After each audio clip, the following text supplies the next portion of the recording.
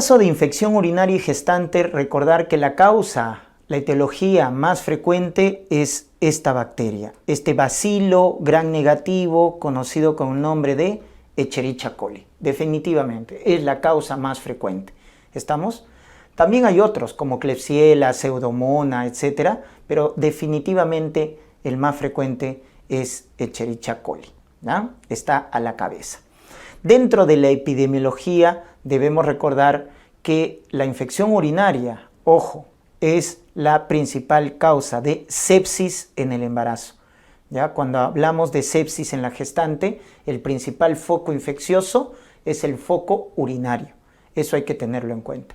Y bueno, en cuanto a la prevalencia, lo primero y más frecuente es la bacteriuria asintomática, que en el embarazo tiene una prevalencia de 2 a 7%. Luego está la discistitis de 1 a 2% y ya más raro la pielonefritis 0.5%, ¿no? Hay que tener mucho cuidado con la bacteriuria asintomática, porque cuando no tratamos la bacteriuria asintomática en la gestante, recuerden que el 30% evoluciona a una pielonefritis, ¿correcto? A una pielonefritis. Entonces eso es un concepto clave que deben recordar, ¿ya? En la patogenia, recordemos que los cambios fisiológicos que se presentan en la gestante aumentan el riesgo de hacer infección urinaria. Si ustedes se acuerdan, había mayor tasa de filtración glomerular y por lo tanto había mayor excreción de glucosa en la orina, o sea, la glucosuria, la dilatación del uréter, ¿no es cierto? La disminución del peristaltismo a nivel del uréter, por lo tanto, mayor éstasis urinaria, mayor reflujo vesicureteral. Entonces, todas esas alteraciones fisiológicas o cambios sistémicos que se dan en el embarazo aumentan, recuerden, el riesgo de infección urinaria. Pero también la diabetes, la multiparidad, ¿no es cierto?, son factores independientes que aumentan el riesgo de infección urinaria en la gestante. Muy bien. El diagnóstico. En el caso del diagnóstico, recordemos, cuando hablamos de una cistitis, de una infección urinaria baja, vamos a tener el cuadro miccional agudo, ¿verdad? Disuria, poliaquiuria, tenesmo, etc. Entonces acá tenemos disuria, poliaquiuria, tenesmo, urgencia, en cuadro de una cistitis. En cambio, en una pielonefritis hay cuadros sistémicos. Hay ya fiebre, náuseas, vómitos y el famoso dolor lumbar o PPL positivo también, ¿no? Puño percusión lumbar positivo o punto renoureteral positivo. Ya esos datos de fiebre, dolor lumbar ya te deben hacer sospechar en una pielonefritis, sobre todo en el segundo y tercer trimestre, que es donde predomina la pielonefritis, ¿correcto? Eso en cuanto a la evaluación clínica. Definitivamente confirmamos la infección urinaria con un examen de orina. Recuerden que toda gestante en el primer control le pedimos examen de orina y urocultivo, tenga o no tenga síntomas, siempre en el primer control. Ya si tiene síntomas, con mayor razón, ¿no es cierto?, para confirmar la infección urinaria. Entonces acá tenemos el examen de orina, que nos va a salir más de 10 leucocitos por campo, ya es patológico, y el urocultivo, que es el gol estándar, que nos sale más de 10 a las 5 unidades formadoras de colonia por mililitro. Ahora, también se considera significativo el urocultivo cuando es más de 10 a la 3 unidades formadoras de colonia por mililitro, cuando tiene clínica. Cuando está asintomático, la gestante asintomática, es positivo cuando es más de 10 a la 5. Pero si tiene clínica de infección urinaria, se considera ya significativo a partir de 10 a la 3. Entonces, ¿qué pasa si una paciente no tiene síntomas? Si una paciente no tiene síntomas, recuerden, ¿no es cierto?, acá, que hablamos de la bacteriuria asintomática, cuando no tiene síntomas. Entonces recuerden que la progesterona relaja el músculo liso y eso muchas veces hace que no haya síntomas en la paciente, ¿correcto? Entonces, En la bacteriuria sintomática, la paciente no tiene síntomas, pero sus exámenes están alterados. Por eso, en el primer control prenatal siempre hay que pedir examen de orina y urocultivo. Ya que acuérdate la relación que te he mencionado.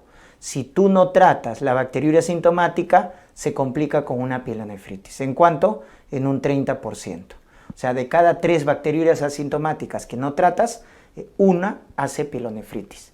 Y esa puede desencadenar una sepsis. Es por eso que debemos tratar. Dentro de las complicaciones, cabe señalar que tenemos el cuadro de shock séptico, ¿no? La sepsis que estamos mencionando, muy importante. El principal foco infeccioso para sepsis en la gestante es básicamente el foco urinario. También se asocia a RCU, también se asocia a bajo peso al nacer, a prematuridad, porque desencadena parto pretérmino, ¿no? Parto pretérmino. Muy bien. Y lo más importante acá, el tratamiento, que es lo que suelen preguntar. En el caso del tratamiento, recuerden que para una bacteriuria sintomática o una cistitis, utilizamos beta-lactámicos como antibióticos de elección, ¿correcto? Como beta-lactámicos. Entonces, en bacteriuria sintomática o cistitis, utilizamos, por ejemplo, amoxicilina, utilizamos cefalexina, cefuroxima, porque son los de elección, ¿correcto? Los beta-lactámicos son los más seguros, por 5 a 7 días. En cambio, también podemos utilizar como alternativa nitrofurantoína, ¿correcto? Como alternativa. La ventaja de la nitrofurantoína es que tiene menos resistencia bacteriana, ¿no? A diferencia de los beta-lactámicos. Recuerden que la amoxicilina, la cefalexina, lo utilizamos para varias patologías infecciosas. Entonces, cada vez hay más resistencia. Pero cuando nos dicen de elección por la seguridad que nos dan, recuerden que los beta-lactámicos son los más seguros. Por eso son los de elección, amoxi, cefalexina, cefuroxima, para tratar cuadros de bacteriuria sintomática o cistitis en la gestante. Son los de elección, los beta-lactámicos. Nitrofurantoína es alternativa, Si bien es cierto, su gran ventaja es que tiene menos resistencia bacteriana, pero también genera ciertas reacciones adversas, como neuropatía, dispepsia. En el feto puede inducir hemólisis también. Recuerden eso en hematología, ¿no? Cuando el feto tiene déficit de glucosa 6-fosfato deshidrogenasa. Puede hacer hemólisis cuando se da nitrofurantoína. Y en dosis única podemos emplear fosfomicina. En dosis única, fosfomicina. Entonces, esos son los antibióticos que están aprobados. En el caso de pielonefritis utilizamos la vía parenteral, ya son más días de tratamiento, 10 a 14 días de tratamiento, hospitalizamos a la paciente y se utilizan cefalosporinas de tercera como ceftriaxona, ¿correcto? Muy bien. En casos ya severos podemos utilizar también pipetazo, piperacilina más tazobactam, en casos severos. Y cuando la bacteria es BLE positiva, acuérdense del meropenem, cuando es BLE positiva, beta-lactamasa de espectro extendido. Cuando te digan que en el urocultivo salió BLE positivo, el antibiótico de elección en gestantes es los carbapenem. El más seguro en el embarazo, meropenem. En cuanto a la prevención, recuerden que cuando tenemos ITU recurrente, es decir, 3 o más casos de cistitis o 1 o más casos de pielonefritis, ¿ya? En esos casos hay que dar profilaxis antibiótica. ¿Y con qué vamos a dar profilaxis antibiótica? Con nitrofurantoína, 100 miligramos, o cefalexina, 500 miligramos, todas las noches o después de las relaciones sexuales, ¿ya? Hasta término del embarazo. Entonces, esa es la profilaxis antibiótica que se debe hacer en casos de ITU recurrente, bien con nitrofurantoína o bien con cefalexina.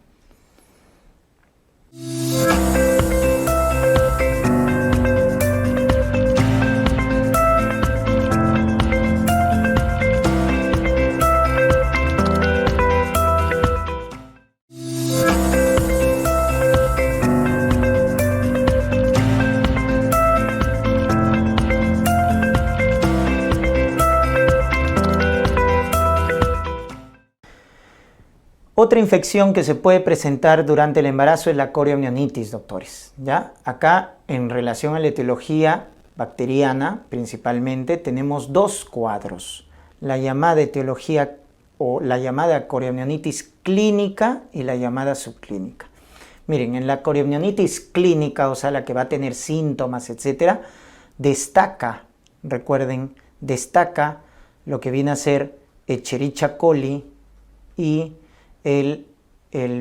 la bacteria, ¿no? El estreptococo beta hemolítico del grupo B, que es el estreptococo agalactiae, que si te das cuenta son los mismos causantes de sepsis neonatal, ¿verdad? Escherichia coli y estreptococo beta hemolítico del grupo B, agalactiae.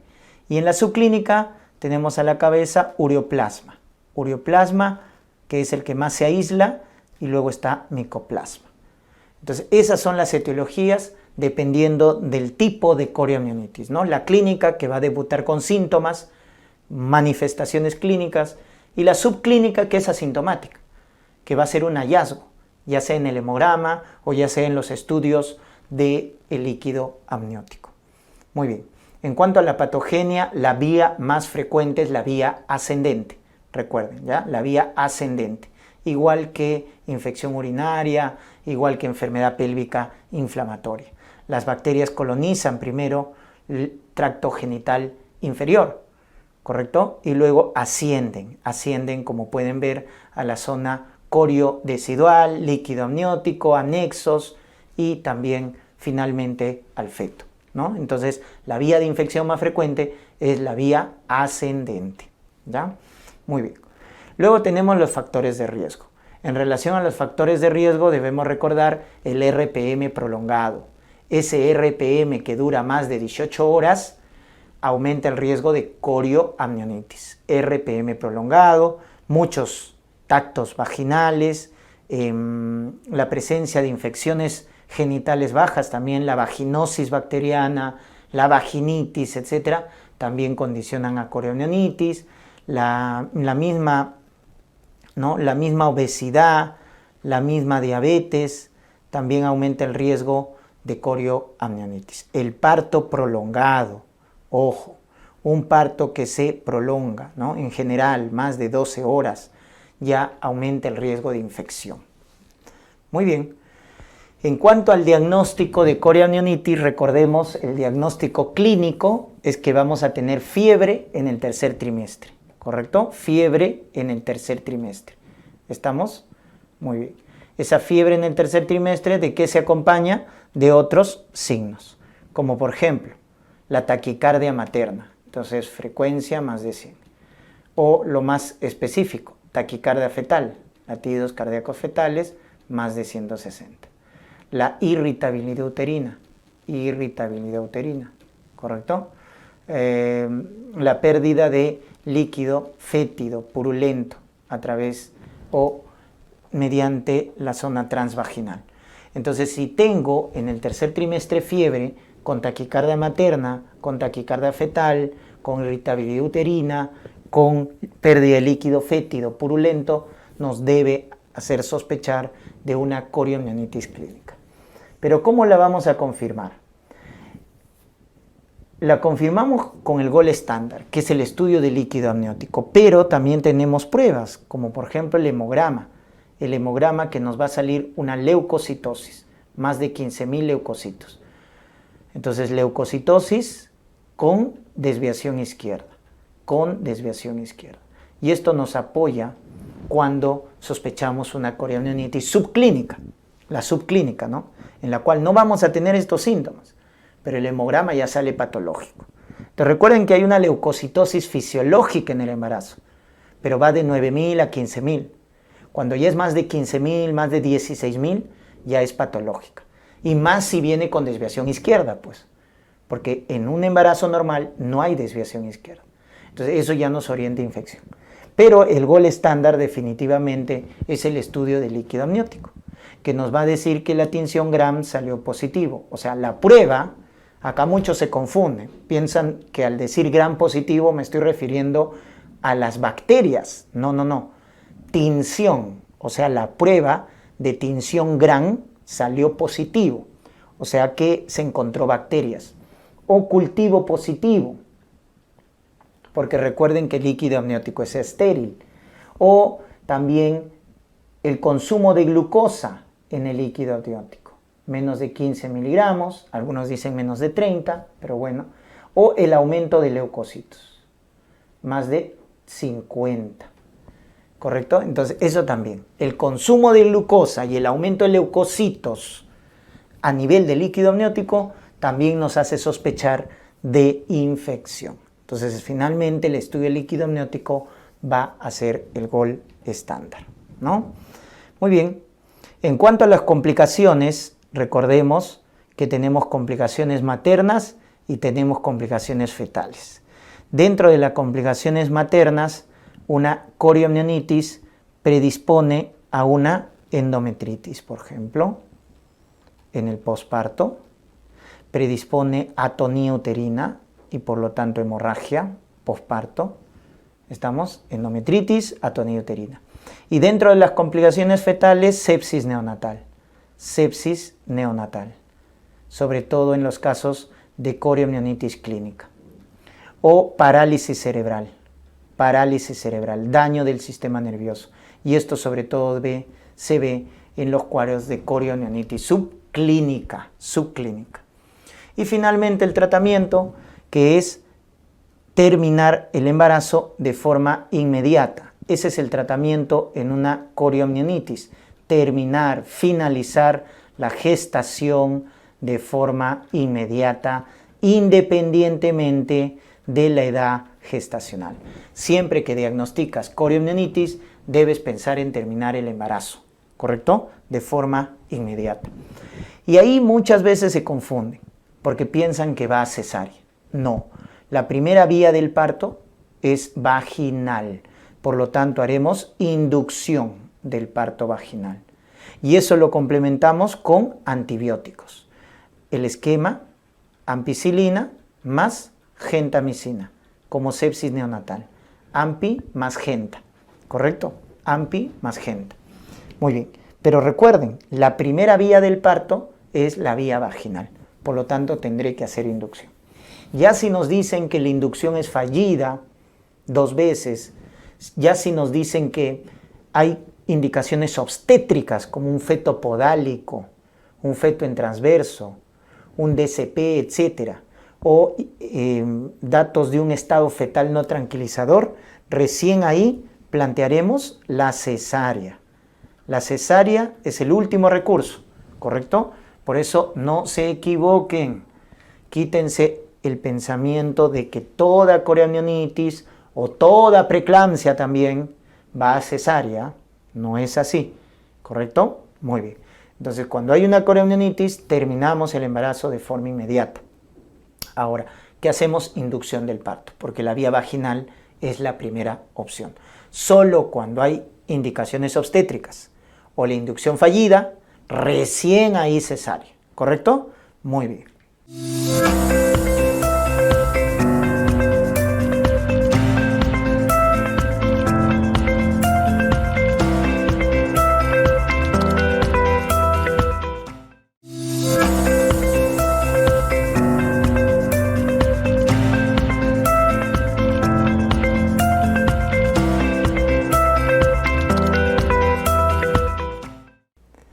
Luego tenemos acá la endometritis. En el caso de la endometritis, recordemos la etiología es polimicrobiana, ¿correcto? Es una etiología polimicrobiana, pero donde predominan los anaerobios. Dentro de los factores de riesgo, debemos comentar, tenemos a los casos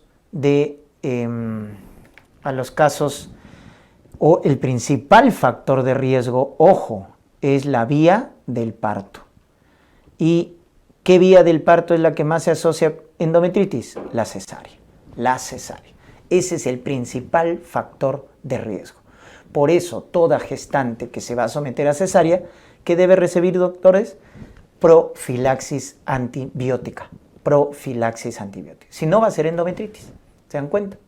Entonces, es el principal factor de riesgo. Luego también está el RPM prolongado, más de 18 horas, la coriamnionitis, ¿correcto? Muchos tactos vaginales, la diabetes, también se asocia a endometritis como tal. Muy bien, dentro del diagnóstico también el criterio clínico es la fiebre. Fiebre entre el segundo y 10º día del puerperio. Recuerden que la endometritis es la infección más frecuente del puerperio. La fiebre se produce en el posparto, sobre todo entre el segundo y 10º día. Porque recuerden que el aumento de temperatura en el primer día del puerperio es fisiológica, pero a partir del segundo ya es patológico. Entonces, del segundo y 10º día hace fiebre y se presenta con la triada, ¿no? Con esta triada, entonces, fiebre más útero subinvolucionado y loquios fétidos, loquios purulentos. Entonces, cuando tengan esa triada, fiebre, útero subinvolucionado y loquios fétidos, piensen en endometritis, doctores. Piensen en endometritis. Puede producir sepsis, como el foco urinario, también, ¿no? La endometritis puede producir sepsis, y ¿cuándo nos damos cuenta de eso? Cuando hace falla de órgano.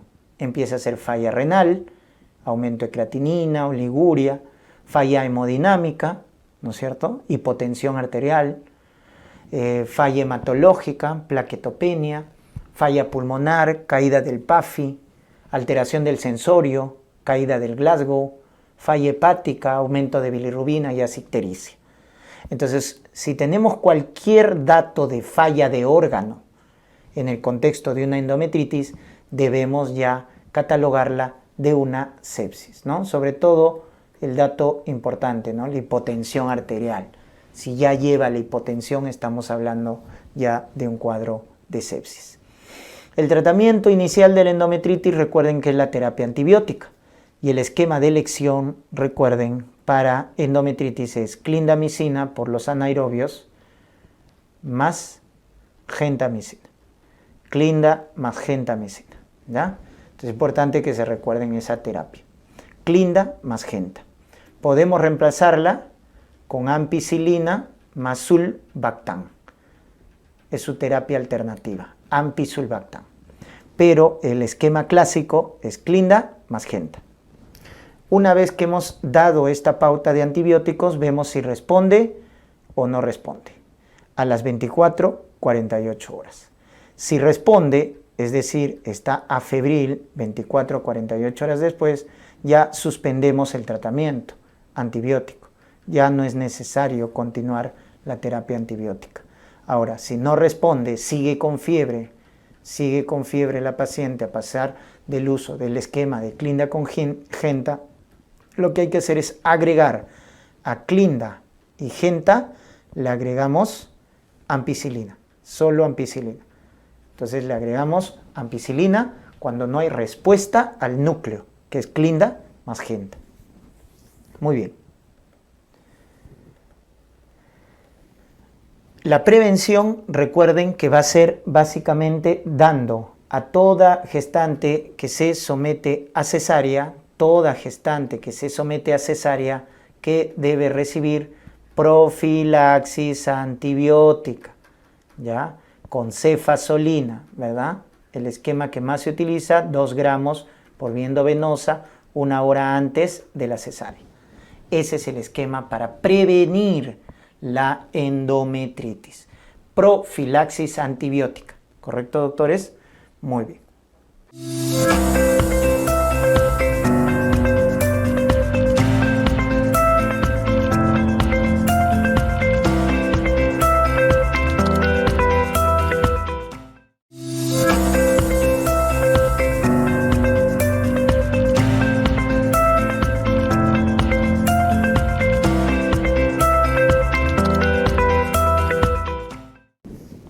En el caso de la mastitis, esta infección, ¿no?, es producida más frecuentemente por Staphylococcus aureus. Recuerda, ese aureus es la causa más frecuente de mastitis infecciosa o de absceso puerperal, absceso en la glándula mamaria. ya que el absceso es la complicación más frecuente de la mastitis infecciosa. Entonces, esta es la causa más frecuente. En cuanto a la epidemiología, podemos decir que hasta un 10% de las gestantes, de las puérperas en este caso, pueden tener una mastitis infecciosa, ¿no? Sobre todo tardío, entre la segunda y la cuarta semana del posparto, entre la segunda y cuarta semana.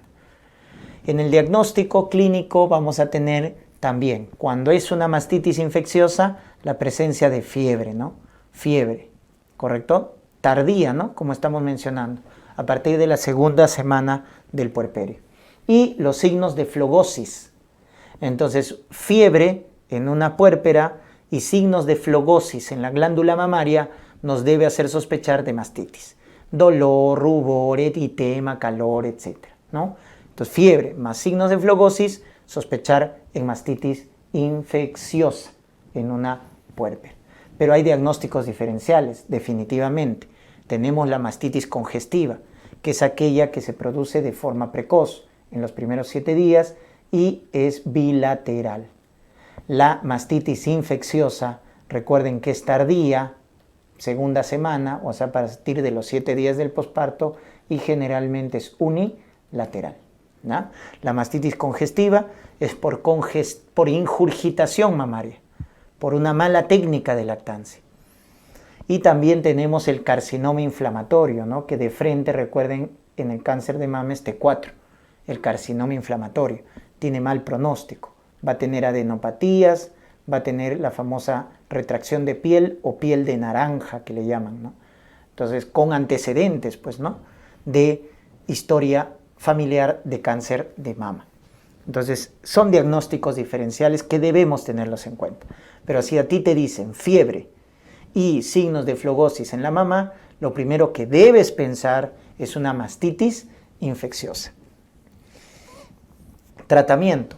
El tratamiento de la mastitis es básicamente con tratamiento antibiótico. Y el antibiótico de elección, recuerden que viene a ser, ¿no? De primera línea, puedo utilizar amoxicilina o dicloxacilina. Dicloxacilina. Porque estos betalactámicos son antiestafilococos, ¿ya? Cuando la paciente no responde, se complica, etc., entonces ya hay que cambiar de pauta, ¿no? Entonces imagínense que hago una sepsis por una mastitis. Entonces hay que pensar en Staphylococcus aureus meticilino resistente. Entonces hay que dar ya vancomicina. O cuando es alérgico a la penicilina, damos clindamicina. Clindamicina, ¿ya? Entonces acuérdate así. Los de tratamiento inicial, amoxi, dicloxacilina. Si es alérgico a la penicilina, clindamicina. Y en casos graves, severos, donde se esté sospechando ese aureus meticilino resistente, vancomicina, ¿ya? Y otro aspecto importante del tratamiento es que debemos mantener la lactancia materna. No se suspende la lactancia materna, ¿ya? Porque la lactancia materna, en caso de una mastitis infecciosa, lo que evita es el desarrollo de abscesos. Eso hay que tenerlo en cuenta. Por eso, cuando hay una mastitis infecciosa, no vayas a pensar que se contraindica la lactancia, ¿eh? Todo lo contrario. Hay que promover la lactancia materna asociado a la terapia antibiótica de la paciente. ¿Con qué se complica? Su principal complicación de la mastitis infecciosa es el absceso puerperal. Cuando nos dicen que hay secreción purulenta, cuando nos dicen que se palpa una masa fluctuante, sospechar en absceso puerperal, ¿ya? En esos casos. A veces no se palpa, ¿no? Entonces hay que hacer uso de ecografía para diagnosticar abscesos que están más en la profundidad. Y vamos a sospecharla también el absceso cuando no hay respuesta a la terapia antibiótica. Porque en caso de un absceso, el tratamiento ya no es suficiente con antibióticos. Hay que buscar hacer drenaje. Y la técnica de drenaje va a depender de cómo está la piel suprayaciente. Si la piel está intacta, congestiva pero intacta, entonces lo que se hace es punción, aspiración. Pero si está la piel suprayacente con necrosis, ahí sí se hace incisión y drenaje. Entonces si la piel está intacta, o sea, la piel que está sobre el absceso está intacta, se hace aspiración, ¿no es cierto? Aspiración. En cambio, cuando ya está necrótica, ahí se hace una incisión y drenaje. Entonces es diferente, pues, ¿no? Entonces punzo y aspiro cuando la piel suprayacente del absceso esté intacta. Pero si ya vemos que está necrótica, etcétera, ahí sí hago incisión y hago drenaje. ¿Correcto? Muy bien.